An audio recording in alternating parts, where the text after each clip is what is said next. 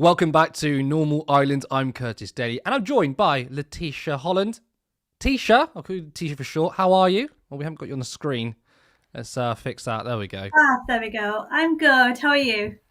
Yeah, no, I'm pretty good, pretty good. Let me just fix your Oh, camera quickly. This is brilliant. all Big going well so screen. far. There we go. Sorry. I'm doing wonderful. I usually wear a blazer, right? But I thought today's a little bit too hot. So I've just gone with the standard t-shirt. So I apologise if I disappoint anyone in the viewership. But I'm sure what we're talking about, especially what you're talking about, is far more important than my attire. But let's get on with the show. Now, coming up for you, the stories tonight. Labour MP eviscerates Kemi Badenoch on GB News. Right-wingers become deranged on abortion. And US intelligence says Iran are not developing nuclear weapons. As always, remember to like the stream. And if you're not a subscriber, then please hit that button. We'll be getting to your comments at the end. So please make sure you're very busy in the chat, as you always are. But on to our first story. Labour MP Natalie Fleet completely eviscerated Kemi Badenoch for weaponising grooming gangs on GB News. Let's take a look. Kemi Badenoch there, you just overheard as you came into the studio, has been very critical of your colleague, Jess Phillips, the safeguarding minister, calling her the worst safeguarding minister ever. What's your response to that? I'm angry. I'm really, really angry, and that's why I am here today. So as somebody who has been groomed, I didn't think that I should ever be in Parliament. The reason that I am in Parliament is because of people like Jess Phillips. Jess has not only told me that I am not responsible for my experience, she said that Parliament would benefit people like me being in it. And I look at Keir and I think that we've got people that take it really seriously. The stuff he did around Rochdale, the stuff Jess did in 20 years for Women's Aid. The first person that reached out to me in my constituency was somebody who had been raped and waited 4 years and 5 months from rape to prosecution. The Home Secretary came to meet that woman. This is a government that is absolutely committed to halving violence against women and girls. And then we've got a leader of the opposition that, for point-scoring reasons, dares to send an email out to Conservative members saying that they have won. How has anybody won in this absolutely abhorrent situation that we are in? You know, when Kemi Badenoch was a Minister for Women and Equalities, she never met one grooming victim. She didn't speak about it in Parliament. Last Parliament, we spoke about football more often than we spoke about rape. And then you've got a leader of the opposition that comes out and says to people like me, we won, because she's done some cheap point scoring in the chamber or on the media round. She has no idea. I do not know how she dare. Now, viewers of this show know that we have no love lost for the Labour Party, and those that know me will know that I have been a big critic of Jess Phillips. However, we aren't partisan hacks, right? We will praise parties when they do good things or defend them when attacks are not warranted. Now, Kemi Badenoch really has no leg to stand on. I mean, not only as leader of a party that was in government for 14 years and did nothing on this scandal, she was also Minister of Women and Equalities. Tisha, we can talk about Labour and whether their approach is substantial enough or not. But what do you make of Fleet's scathing attack on Badenoch? Look, there's a time for political scoring. Kemi Badenoch needs to read the room and realise that this is not the time. People are disgusted at the politicisation of group-based child sexual exploitation, and we can hear that from Natalie Fleet herself, who is a survivor of grooming. In my assessment of the Tory MPs, they're trying to deflect from the failures of not implementing one recommendation from Alexis Jay's report when they were in power. And through this deflection, we're seeing unnecessary attacks. And as a result, we're not centering survivors and potential victims in the conversation. It's about self-serving interest. So it's understandable from Natalie's experiences herself, her relationship with Jess Phillips, the visible frustration we can see from her. And I just want to say, like, whatever our political beliefs, as you mentioned, we cannot deny the amazing work and support that Jess Phillips has provided to women and girls who have suffered abuse in various forms.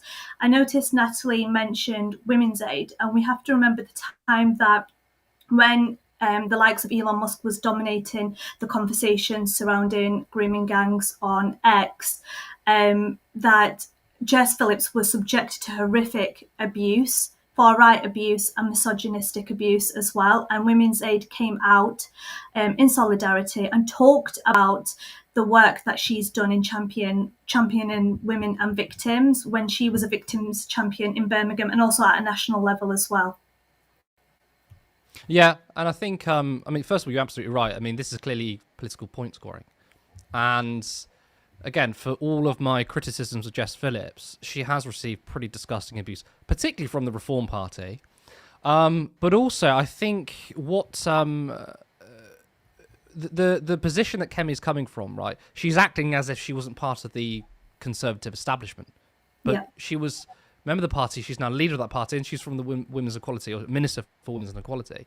But in terms of Labour, I mean, what do you make of their response to child exploitation? I mean, they have come out and said they're going to pursue a national inquiry, despite ruling out before. So do you think Labour are doing enough? Or do you think, and many people have put this this argument forward, that by doing another national inquiry, it actually kind of undermines the last one, and we just need to put in the recommendations from the last report, despite the fact that Casey is now saying that a new national inquiry is a good thing?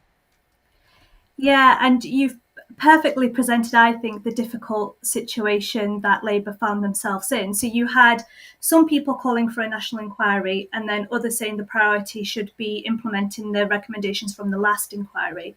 And what I've seen them do is talk about conducting an audit, which Casey has done. And now Casey herself has said at the end of this, I can see a clear need for an inquiry, which now Keir Starmer supports. And we have to bear in mind, at the time, the reason this came to the forefront was, again, the dominance of the conversation in X. And the parties that were calling for it didn't seem genuine. They were heavily influenced by social media. We look at the Tories, we look at Reform UK. We saw Kemi Badenoch hijack the Children's School Wellbeing Bill by implementing a Reckon Amendment under the ploy of implementing a national grooming inquiry, knowing that it was going to make the bill unworkable. So I just think at the time, if to have immediately responded and said we're going to do another national inquiry without kind of providing any basis or reason, people were going to say you were influenced by Elon Musk. Yeah, I completely understand, for once, actually, Keir Starmer's position on this, though, because it was almost politically impossible to say we're not going to do a national inquiry. In fact, that's what they said they were going to do, and they've sort of U-turned on this because it does look really, really bad. One thing I think is really missing from the conversation, particularly in the mainstream media, because this discussion has been around who can blame who, or it's been heavily, heavily racialized. But the thing that hasn't been spoken about is austerity, right? I don't think you can look at 14 years of austerity and say that you can effectively combat these kinds of crimes. And actually, the Labour Party coming in and saying, we're going to do so much work on this, but really aren't changing the economic system very much. They're not, I mean, look, I don't think they're necessarily putting full austerity anymore, but they're not exactly putting in massive amounts of investment. And when it comes to austerity, this is where a lot of problems arise. Services are being cut. Even when it comes to the policing, that's being cut too. So no one's looking at the economic side of it. It's either we're going to play the blame game, or if you reform, they put it on immigration.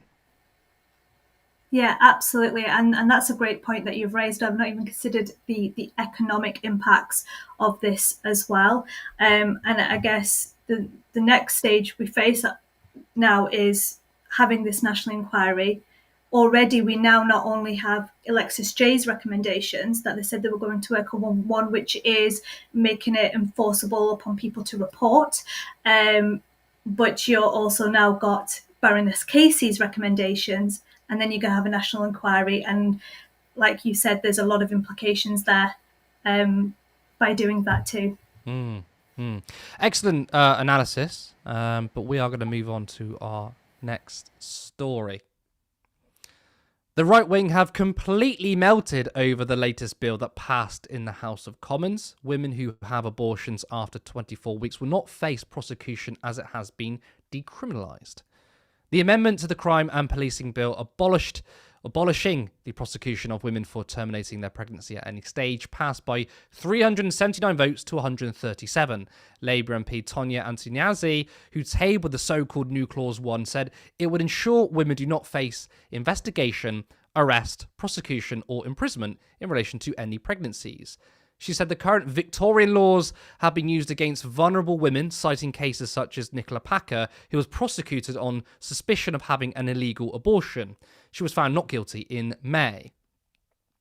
Now, what does this mean for those who are conducting the procedure? Well, nothing has changed. She said the 24-week limit remains. Abortions still require the approval of signatures of 2 doctors, and women would still have to meet the grounds laid out in the Act. The MP said that meant healthcare professionals acting outside the law and abusive partners using violence or poisoning to end a pregnancy would still be criminalised as they are now. So when you read past the headlines, the bill is clearly far more nuanced than what right-wingers are saying. Richard Tice went as far as to accuse Labour of being baby killers. Disgusting. Labour cheered as they voted to become the party of baby killers. Sick. He also managed to make this issue about culture, which, let's be honest, was implying that this is an immigration issue. Abortion. Will some people from other cultures now terminate pregnancies late on when they find out the baby is a girl? I mean, this is the rantings of a completely deranged person. Adam Brooks, right-wing commentator, also accused Labour of effectively killing babies. Labour are now effectively legalising the killing of nearly born babies. Scum! At least accused Labour of allowing babies and children to die in the correct context, such as arming and supporting Israel when they kill innocent Palestinian babies, because obviously our government is complicit. But a bill on taking women out of the criminalisation process of abortion is not killing babies. Tisha, I want to get your thoughts on this. I mean, I can see there are, for some people, reasonable objections to the bill, but this hyperbolic killing babies line, I mean, that's something else. When you read the bit from Richard Tice on linking it to cultures and, you know, killing baby girls, my immediate, I just rolled my eyes. Just typical. I mean, I find it quite frankly disgusting, the language that is being used by Tice, but it's purposeful. We can see that they're trying to deploy the same tactics that we saw in Trump's campaign. But what I think is important to address, firstly, is that in the rare instances this happens post 24 weeks, women and girls are often vulnerable. They're victims of domestic violence or trafficking. And if we listen to Labour MP Tonya Antonia, I'm so sorry, I'm not sure how to pronounce her last name. She said that the current law has been used to investigate 100 women in the last 5 years, including some who had given birth prematurely or had been forced to by abusive partners. So this is what we need to remember, especially when we're hearing harmful language from the likes of Tice. People who have had an abortion already face so much stigma, and this language only sets to increase that.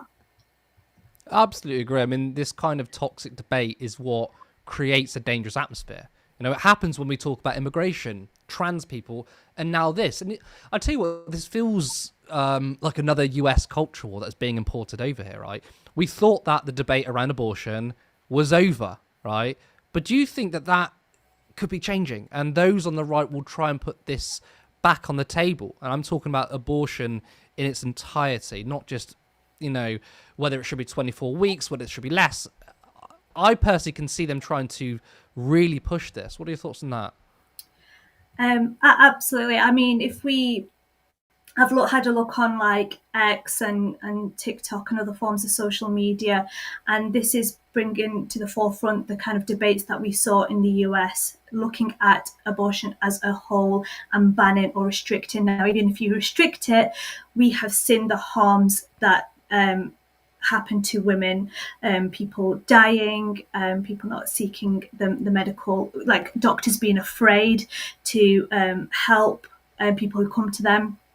And I think in terms of what's happening in the US and is it going to happen in the UK, especially when we look at culture wars, absolutely. We have to remember that there are campaign groups like Alliance Defending Freedom, ADF for short, that seek to influence policy and rights in countries like the US and want to bring it here to the UK. So we already see our politicians being heavily influenced by that. You have Farage, who in a statement said he's pro-choice, but then disagreed with the 24-week rule. It's, I mean, like, I would genuinely welcome a proper debate on this. I said at the beginning here that I think some people might have some legitimate concerns about this. Whether I agree with them or not is a different matter. But I think with any sort of big thing, it's good to have a robust debate. But that's not what we're getting. We're essentially getting the progressive side, which is this is a much needed policy. Certain things laid out, which is that, look, I mean, a lot of women could be forced into this situation. There could be health issues in relation to it, but it's not about changing the law for those who do the procedure. It's just for the woman herself. But on the other side, it's you're just baby killers. And to me, that's saying, well, clearly you think that, like someone like Richard Tice is clearly insinuating here that abortion in its entirety is wrong because he thinks it's alive. I mean, I suppose my question to you, though, is do you think there are genuine legitimate concerns? I mean, do you think that potentially this could... criminalizing women for doing this, do you think that acts as a deterrent, or do you think that actually this genuinely is a much needed policy change? I think it's absolutely a much needed policy change. I read into the case of Nicola Packer, and I see the scenarios that women and girls find themselves in. And often when in abusive relationships, we see coercion, we see the harm, their women's decisions are taken away from them. For me, I come from a very strong standpoint where I think when it comes to bodily autonomy and medical autonomy, look, one size does not fit all. We need to give women the choice to make the decisions that they need to make in order to ensure that they're safe. That if they want their fetus, that it's everything happens in a safe way with a medical professional. Yeah, and I think to me, what is so hypocritical about people like Tice and people on the right is that, and I personally think that when there's issues such as the genocide in Gaza and babies are being killed there, you don't hear a peep out these people. But when it comes to this surrounding abortion, they do. And I think that, to me, comes down to the sort of Christian right. The Christian right is clearly not as big as it is here than it is in America. But what we do know is that Nigel Farage has received money from religious Christian extremists. And I think they partly funded the Reform Party. And I think what worries me here is that this is kind of an entry point in which they can try and mold our country, which... technically, we're a Christian country, but we basically operate on a secular basis, right? Religion isn't the rule of law. It's separation between church and state, which, ironically, America is technically a secular nation, but they're a theocracy. I mean, how many politicians who run their policy based off the word of God, like Mike Huckabee, for example? I worry here that basically Reform are going to try and create a big constituent of this religious right-wing faction within politics, and that, as I said again, abortion is just this sort of entry point, but there's going to be so many other things that our policies could be informed on based on their religious doctrine. Yeah, and it's a good point that you mentioned as well, using abortion. I think it's a very easy way to be able to, like you say, build that faction, because the arguments, the appeal to emotion, not it basing in, look at the attacks that are being made, and already the the culture we live in at the moment in terms of misogyny and how women are being targeted, we are easily heading down that route where it's not going to be difficult for them to do that. I think that's sorry, carry on. No, I was just going to say, and the point you mentioned about being funded by these groups is one thing as well that, as mentioned with like the ADF, we need to be very mindful of lobbyists and, essentially trying to influence policy. We see it heavily when we look at, as well, the UK, how much money we sent over to Trump's campaign as part of 55 Tufton Street. It's all for the politicians. They make out like they've got legitimate concerns. So that's where you ask the question, you can see that saying baby killers is not sharing an actual concern within the framework. It's about money. Yeah, I think it's a very good point. I think we should probably, in the next coming years, really look out for like a British version of Project 2025. There's probably one already in the works. But I do think this is a potential worry. Thank you for that. We are going to move on. But before we go on to our last story, I just want to say that we've got a lovely video to play you. For the last 45 years, there has been a massive transfer of wealth from the working and middle classes to the top 1%. Billions of pounds have been taken from the workers and handed to the economic elites. In 2008, the world came to a standstill. The market had failed. Capitalism was in crisis. Yet 16 years on, nothing has changed. The bankers weren't jailed, the banks were bailed out, ordinary people lost everything. It's 2025 and we are now reckoning with a Labour Party that seeks to implement a Tory agenda. We face rising right-wing forces, more division, more misinformation. Yet no one in the mainstream media wants to talk about the real issue, the economic elites who have increased their wealth while the rest of us have become poorer. This isn't just a crisis of inequality, it's a crisis of democracy. The rich aren't just getting richer, they're owning everything. We are facing a global oligarchy and nothing is being done. Why? Because of our media. The same oligarchs who hoard wealth also control our press and now our social networks. This is why independent media isn't just important, it's necessary. It's why we're calling on your support. Turn Left is an organisation run by 5 volunteers working around our full-time jobs. Your contributions have already made a huge difference, whether by covering rallies, producing vox pops and interviews, or upgrading our equipment. That's all possible because of you. But we can do so much more. We can be far more ambitious. So head over to turnleftmedia.co.uk/support, become a monthly supporter, or give a one-off donation. If you want to fight back against the billionaire class, then help us build a media for people, a media for planet, a media for socialism. Smash the oligarchs. Join Turn Left.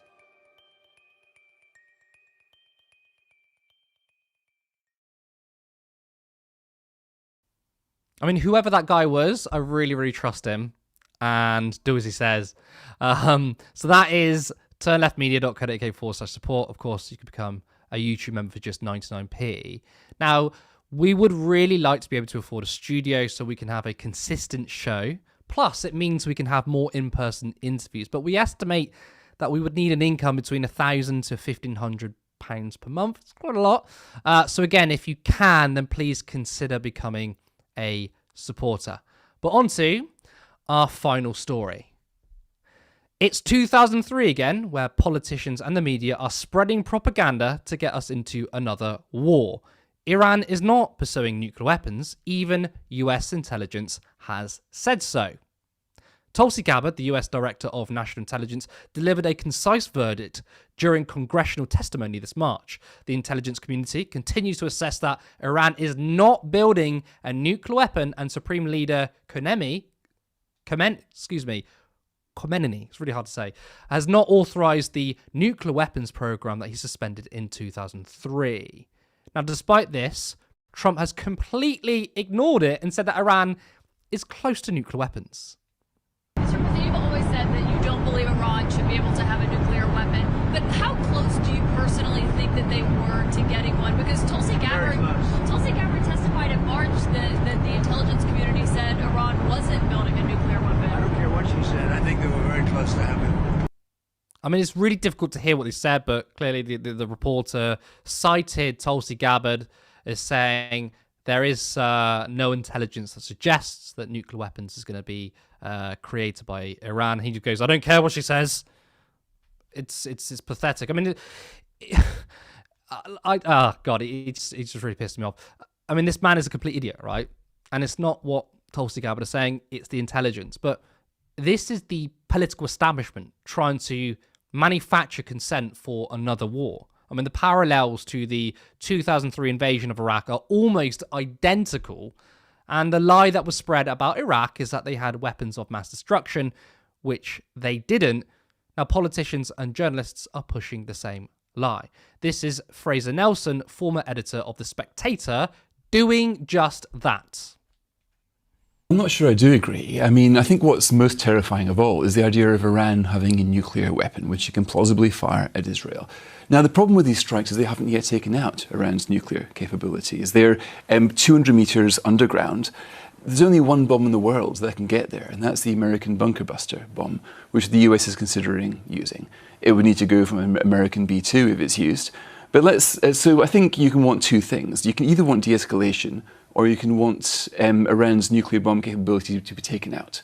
One of these two things. If you think the world would be a safer place without the Iranians having nuclear capacity, which I do, then you would seek that all this drama would at least end in the defanging of Israel. And that's something which I imagine lots of the Arab countries, Bahrain, certainly Saudi Arabia, would certainly thank Israel for, or probably in private.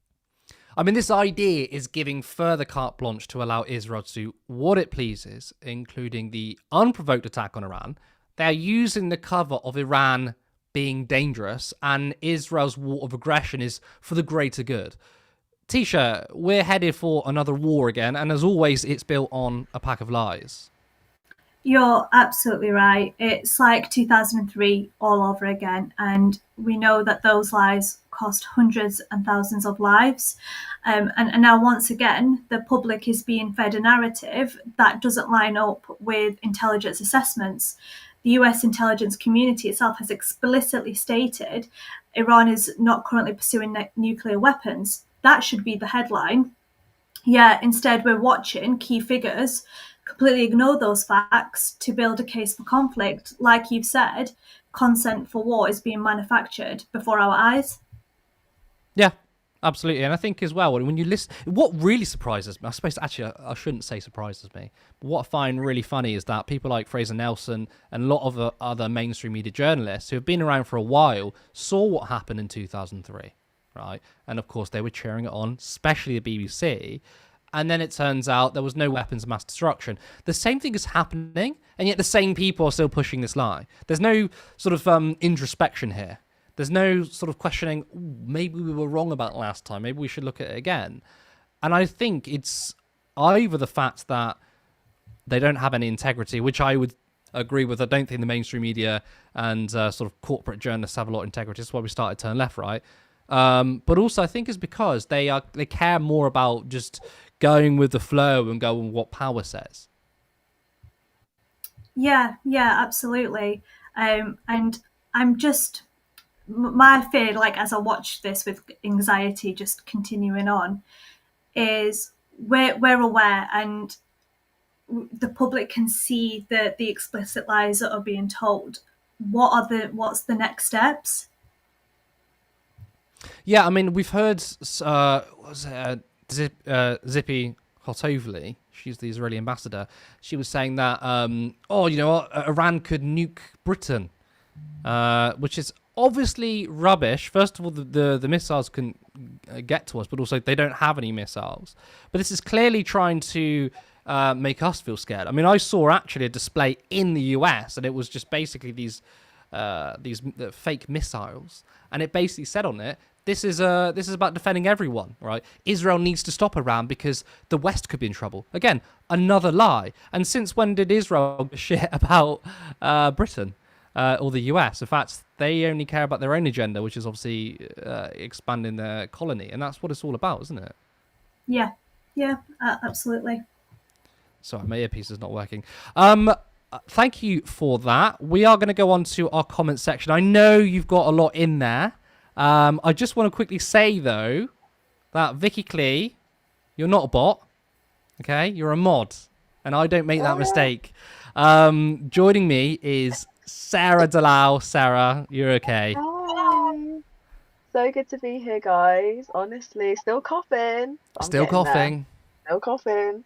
Yeah, I thought my intro would be my cough. Oh, Curtis was taking the piss out of me, pretending like, the kids when they have their tongue out when they cough. That was me at the start. Anyways, good to be here. Really great show. So let's run through the comments then. Firstly, let's just talk about the memberships. Thank you so much. There have been Sellers and so Faye, thank you. Much many appreciated. people. Vicky the bot, joking. Gifted 10 left memberships. Border Prince with Thank you so much. £5. Yes, Dominique. Sorry, there's more. I think that's it. We're Yeah, slowly brilliant. working to that studio. That's what it is. Yes, and actually there was a really brilliant comment from Becca. Studio in Luton. Luton. Oh, we'll see. But yeah, so there were really interesting comments. We'll start with just the start about the first story. My pal Footfoot said, child abuse is committed by people the child knows the most. The right and far right have hijacked and politicised and racialised child abuse, which is disgusting. And I couldn't agree more. They absolutely have racialised this. They've weaponised this for their own agenda.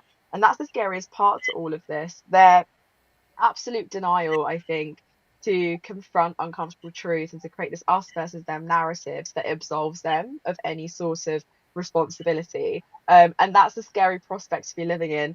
And I cannot stand, I'm trying to keep people away from using the term grooming gangs because that's such a tabloid, headliney approach to it. We should just be calling it child sexual exploitation. So my passport says that child abuse is absolutely correct. I don't think anyone in the chat would call it grooming gangs. It's brilliant.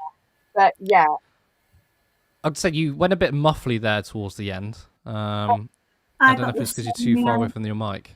oh, sorry guys, can you hear me now? Yeah, I can hear you. Apologies. I also want to point out, because this is a really good comment from Palfoot, which is that there's this narrative being spread that it's immigrants coming over here and raping our kids, which, by the way, peel off that narrative, and underneath it, a lot of people on the right basically saying black and brown people coming over and raping our white kids, right? That's what a lot of them mean by that. But child abuse is committed by people that knows the child the most. It's the same when it comes to murder, domestic abuse, right? If a woman's killed, it's typically by someone who's known by her. So it just basically dispels the myth that there's hordes of people coming over here just raping our kids, when literally these kind of crimes are done by those that you know or who you know. It's usually done over a long period of time. There's the grooming, and then there's the sexual exploitation, and there's obviously whatever further crimes come out of all of that.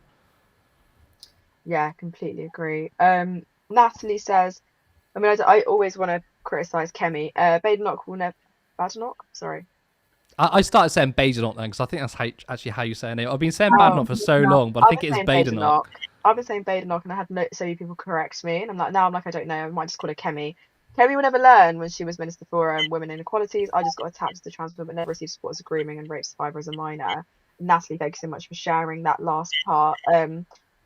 It's true. I don't think Badenoch will ever learn. Like, she is all about ideology over optics. She's just like, she doesn't have a backbone. I think all she cares about, and this is exactly what the Labour MP was saying, in that Natalie was saying, in that she just wants to score points. It's a point scoring thing for her every single time, and she's very selective with what she responds to. I think she always tries to highlight criticisms whilst ignoring others. Like, we'll defend Israel's actions but condemn China's treatment of an MP, and then argue that the two issues are different.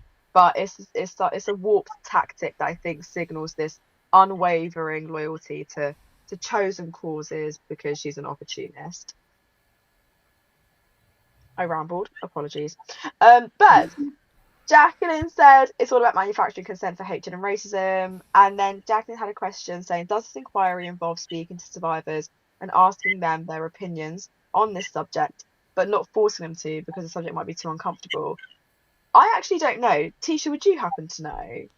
No, I don't know. I know with obviously Alexis J, please correct me if I'm wrong, it was around 7,000 survivors that she spoke to. And one of the concerns that I thought about with doing another national inquiry is having to get testimonials again and subjecting people to reliving horrific stories. So we'll have to wait and see. I mean, I'm not against a new national inquiry because the way I see it is the more evidence you can build up, better, fantastic. But what really pisses me off is those on the right, particularly Reform, who have completely weaponized the objection to a new inquiry, right? Look, I have a burning hatred for this Labour government. There are many people in Parliament I absolutely despise. But I can tell you that those who are saying we don't need a new inquiry are not doing it because they like the fact that children are being exploited and raped. They're doing it for the reasons as many people set out, which is, and you've perfectly explained, Tisha, that 7,000 people have been interviewed, have been spoken to about their experiences. That's a very difficult thing to do. It's a lot of work on the researcher side, but of course, it's subjecting 7,000 people to go through their past trauma. They now have to find a bunch of new people to say, do you mind giving up your past trauma for us so we can do some work on it? And that is, in a way, is quite harmful for victims. And people like Richard Tice do not give a shit about that. They do not care. And bearing in mind as well that those 7,000 survivors that contributed to the last inquiry have had to see, despite the years that were spent building that inquiry and the recommendations that came out, they did not see one implementation during the last government be one recommendation be implemented. And imagine going through that and see it be completely ignored. Yeah. And this is the risk that we put with having another national inquiry, is they need to act upon the recommendations. If they don't, they're subjecting them to yet failures. And I think as well, again, with people like Reform, they would not care if a single implementation wasn't implemented. They just want to say, look at us, we support a new inquiry, these people are bad, we are good. It's so transparent that they're using this as a political issue. If they get into government, which I believe they will, they won't do anything, because as much as I despise the Labour Party, there are still a handful of people within the party who do care about this, I think. And whilst I don't think they're going to do enough, because I do think you need to address austerity, right? You need to address I'm talking about radical amounts of investment, because we've been starved of investment for decades, and also not to mention privatization and outsourcing, right? That needs to be addressed, which I don't think anyone in the Labour Party will do. But I do think in terms of like working with the current economic system, they'll do the best they can. I don't think a single person Reform would care, and they wouldn't change anything. But again, it's all about political point scoring, which makes me sick to my stomach. It is. Yeah, you're absolutely right. It is political point scoring. So going on to the second story, Katie says, daughter of midwife here, pregnancy is not a health neutral event. Pregnant people have unalived during pregnancy. Shut up, you clueless idiots. Completely agree with you, Katie. And this is the thing, like, abortion is a fundamental right. It's like, this is access to healthcare, and it's basic access to healthcare that shouldn't even be something that should be up for debate. And it kind of ties in nicely with Edward's comment about handmaid tale stuff, and that's what it feels like. It feels very dystopian to even be debating something that should be considered quite basic. And well, go ahead. Sorry to cut you off. I don't particularly mind on this particular thing being debated, because I can understand why people would be worried about this bill. But I think when you have a proper debate, you have discussions from experts, from those who have been victims, can explain to the people why this is a good idea. I tend to think that I'm on the side, I think this bill is a good idea, right? I'm not particularly against a debate on this thing, but what really shits me up is what we sort of said earlier, is I think that the loudest voices on this particular bill in opposition to it are not doing it because they're interested in a debate. I mean, given the fact they're just labeling people baby killers, that's clearly not an invitation to a debate. I think it's sort of an entry point to a bigger discussion about attacking women's rights, and of course that should not be up for debate. Women's right to choose should never be up for a debate. I do think in this particular instance, I'm personally happy with a very broad discussion on it. Yeah, I mean, I agree with that. But when you've got like, you know, the likes of like, I don't know, Carla Lockhart or like Danny Kruger, like coming in or treating abortion as some sort of moral crusade Yeah, rather than like yeah. a public health issue, or like, you know, the tweets that you showed from Richard Tice. Was it Richard Tice? Yeah, Richard Tice. Like their arguments literally rely on some like moralistic distortion and not medical fact. So I do think, excuse me, by trying to shut down debate, which is what they try to do, they deny any sort of democratic scrutiny. And they need to understand that decriminalization does not mean deregulation. It just means removing abortion from the criminal codes that is treated like any other form of healthcare.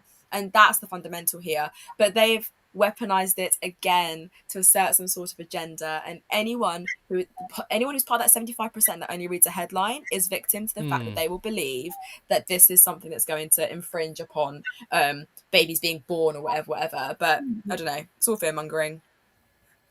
But that ties in nicely with Jim's comment, you will baby or else, and then Becca saying excuse me, sorry, they want to control women in our bodies, they want power over us to make us baby making machines, and I agree with that. Yeah, I was just going to say, it's at the forefront of my mind at the moment. I can't stop thinking about this case. Is Adriana Smith in the US? How her body became the control of the state, and her family had no choice in the matter. She was, because I know that recently they've managed to get the baby out, was being used as an incubator, which goes on to the previous point from Edward, Handmaid's Tale stuff. And this is it. It's ultimately about controlling us. I also think as well the zealots, right, who are just against abortion generally, right? Because obviously abortion, it's not just about the right to choose. It is about women's safety and their health, right? Because sometimes pregnancies can mean that the mother is killed if they don't have an abortion. I think for the religious zealots, right, they don't care about the women being killed, because to echo what Becca is saying, if you're just seen as a baby making machine, then your life isn't really important. If you're popping that baby out, then whatever happens to you is fine. And it's just the same as using because they also don't care about babies, right? I'm talking about the religious conservative right. They don't care about the life of the baby too, because as soon as that baby is born, it's also fuck you. We don't give a shit about you. Oh, welfare? No, thank you. Oh, here, do you want to go enlist and fight for oil and profit? Have at it. So it's not even that. I think it is deep down. I don't think everyone would register that, right? But deep down, for a lot of people, it is simply about controlling women's bodies. Yeah, I completely agree. And I do think that there is a patriarchal element to this, like some sort of looking at it through a lens of I don't know how women have historically been treated in terms of their access to healthcare and their autonomy over their bodies. Graham's absolutely right. I think they just want to go back to a time when women were the property of men. It seems that men in this instance, some men, not all, some men are really quite loud about their opinions on this, when you've got them calling people baby killers or saying that they are dangerous individuals, that the Labour Party's doing this. It's like, how dare you be so loud on a matter that actually doesn't quite concern your body? It's the wildest thing ever. So yeah, I'm glad you said it, because one thing I was thinking of when Curtis, you were giving the tweets on X, was these are men. These are men saying these things, and they are the loudest. And women's voices are pushed down. We're kept silenced by the system. So yeah, you're right, Sarah. Yeah, definitely good point. I think as well, like I've always been someone who's been like, I don't care what gender and race you are, like everyone should be able to input in a debate, but you also need to be mindful of the fact when it comes to something abortion, it physically doesn't affect men. So it's crazy that these voices are still elevated. I'm fine with men wading in on this debate, but in this particular issue, why aren't women being platforms more than men? Because it literally affects them. It doesn't really affect men. But again, these are all things that the national conversation, the mainstream media and political parties do not care about. And just like grooming gangs and child exploitation, it's another political point scoring thing. But it's just disgusting. It is disgusting. I think just last comment, which is on the last story, the world would be a safer place without Fraser being in the media. And I would agree. Like, he's just such a prick.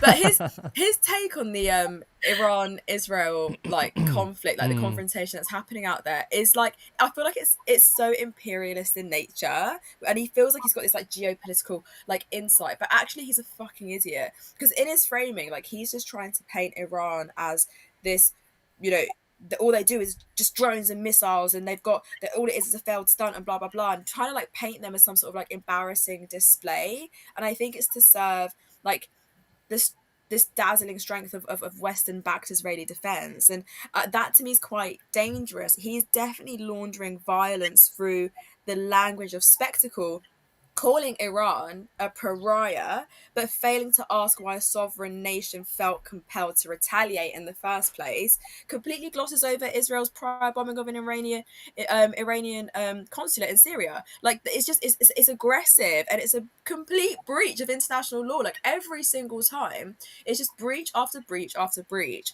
But yeah, Nelson had nothing to say about that. No scrutiny, no balance, just a fucking self-congratulatory celebration. I find Nelson quite unremarkable. I mean, that's 90% I find of legacy media journalists. They're so unremarkable. They sort of blur all into one. I mean, Fraser could be anyone else in the corporate media. But I mean, Andrew's right. I mean, the world will be a safer place without Fraser or those who think like him, because they are manufacturing consent for another war. And the thing is, though, I mean, these people think that, and they clearly do. They look at this at sort of arm's length, right? They look at this as if it's a game, right? When war happens, it's bad for the entire region, right? And I said this tweet to somebody who was spouting some anti sort of refugee BS, right? And I said, look, you can't be pro-war and an anti-refugee, right? These two things do not work, because, of course, more intervention, more war, more bombs creates what? More refugees. So people like Fraser Nelson do not think about that. They don't care to think about that. The repercussions after war. It's always, I'm getting a fucking hard-on about this, and I love watching, you know, men in their suits and men in their uniforms fight other people and kill and whatever. Screw what happens afterwards. And you get such long-term effects. It's not just, okay, the war ends and that's it. You know, it's decades of rebuilding nations. It's the tensions within particular states. And it's the refugees. It creates instability worldwide. Something that, you know, the healing process is decades and decades and decades long. But they don't give a fuck. They do not give a shit. You make such a great point, actually, about long-term effects of war, because I think people don't realise how much of an impact war has on a nation, because it almost makes that nation or that region sit within like some sort of permanent militarization. Like, they actually start having a permanent war footing, and that's quite scary. So they will then have, like you said, fewer resources when it comes to access in healthcare or education, or attempting to rebuild these war-torn communities means that civilians are suffering for a very long time. So all of these issues that they're so worried about, that they say, listen, hey, all these refugees, they're coming in. Just stop effing up their countries. Leave them be. Stop backing people who actually want to cause instability in the region that they're within. So, I don't know. We'll see. Massive economic blowback too. Let's not forget that. Anyways, that's it for the comments. Thank you so much. Amazing. Well, thank you so much, Sarah. You're being a trooper, no pun intended, despite the cough. So we love you for that. But that is all we have time for. I want to thank all of our viewers who tuned in. Of course, I want to thank everyone who contributed financially as well. It was quite a generous chat today. I really appreciate that. And of course, thank you for Tisha for joining me tonight. Remember to like this stream, and if you're not a subscriber, then hit that button. If you want us to grow, then you can head over to turnleftmedia.co.uk/support. There is a link to our Patreon where you can support us monthly, or follow the other link to give us a one-time contribution. Alternatively, you can become a YouTube member for just 99p. But that's it. Catch us on our next live show this Friday at 7:30 p.m. Thank you, and we will see you next time.